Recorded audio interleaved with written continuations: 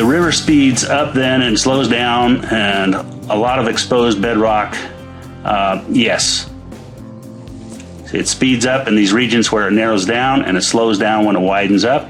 Slows down even more on top of these gravel beds, but remember, the gravel bed is actually kind of the trailing edge of where it started to slow down. Where's the gold going to drop out first? The earliest point that it starts to slow is where the bigger gold's going to settle out. Big arrow right in this area.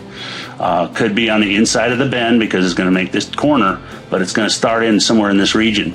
And in an ideal situation, it's going to go from if the bend were to go around this corner, which it kind of looks like it does, it's going to wrap around this, and then it's going to cross the center line right through here, and then go up on this, and then it's going to cross again over in here somewhere.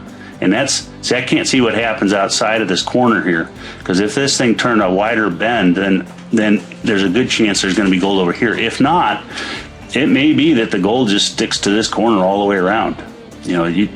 You really can't tell unless you can see a longer reach, and I can't quite see that in this picture. Let's see.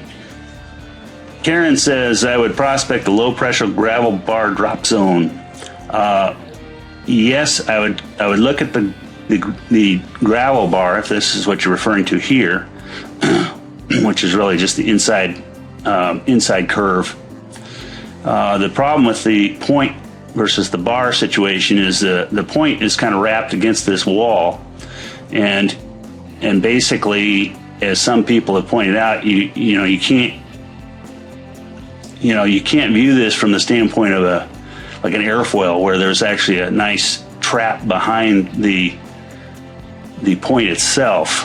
It has a little different bit of physics going on with the helical flow going on here, so it has to be understood a little bit differently than a gravel bar or a large boulder would when it forms a trap.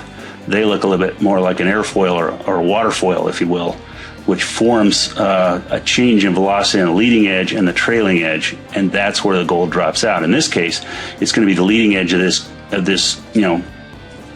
this point bar, and it's going to go wrapping around the corner and drop off the trailing edge back here.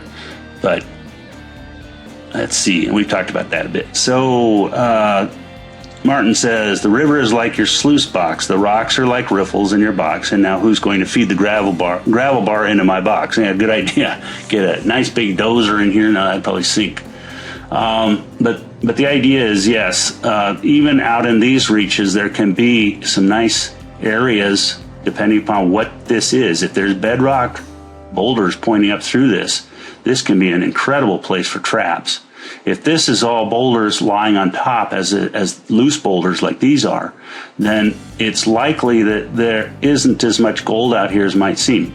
Never hurts to test, but I wouldn't waste a lot of time sampling over in this region, especially if there's a nice scarp in here and deep pools. It does look a little bit like there's some rapids over in here, and that would tend to say that this is shallow. The question is, what is the shallow material made of? Is it the bedrock, this kind of material? Is it loose boulders, like an old scarp that broke off and formed a landslide into this region, which kind of looks like happened, or what? And you got to kind of look around at the geology and the topology and figure out what you think went on here, and then that'll give you an idea where you want to go first. And always do that before you start digging, because you can spend a whole lot of time digging in the wrong place, and right next door is where the gold is, and if you step back and look, oops, there it is. So let's take a look.